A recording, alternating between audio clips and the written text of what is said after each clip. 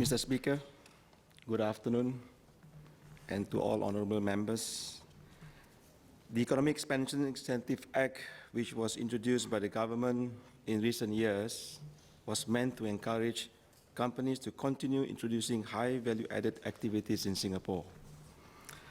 As mentioned by Minister Lim Mun Kiang, between 2011 and 2015, 71 companies have been awarded pioneer certificates, of which only 2 were small and medium-sized enterprises, which are of concern to me.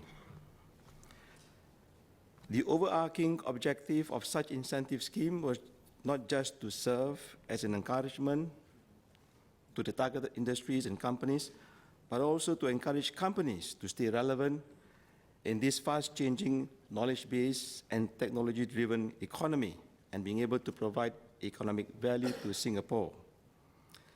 The technologies developed should be able for them to be more competitive and simultaneously create new, higher value-added skilled jobs for our local workforce.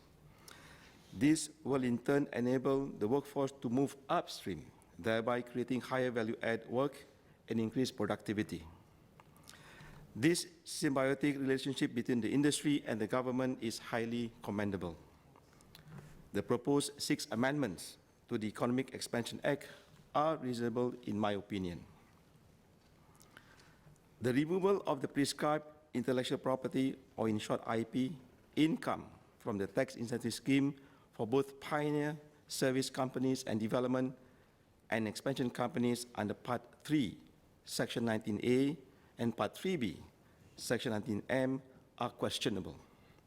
However, I believe it is apt as Singapore's economic landscape has moved from a labor-intensive to a knowledge with high skill-based platform.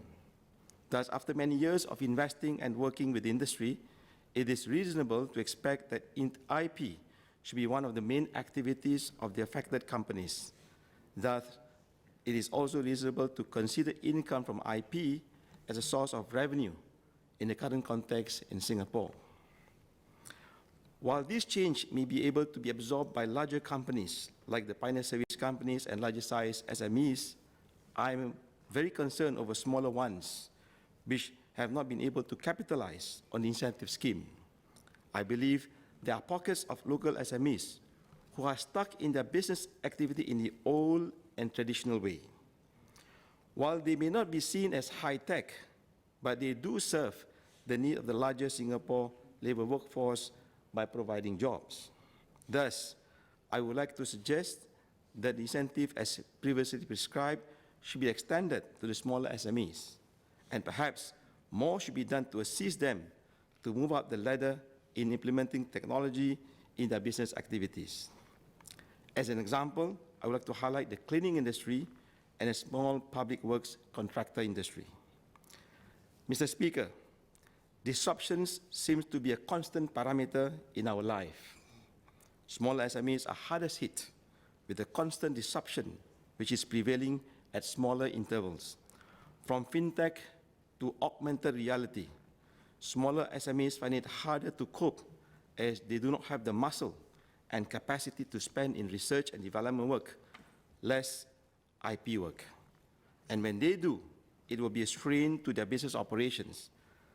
Hence, the extension of the prevailing scheme to smaller SMEs will go a long way. I plead the government to consider and review this.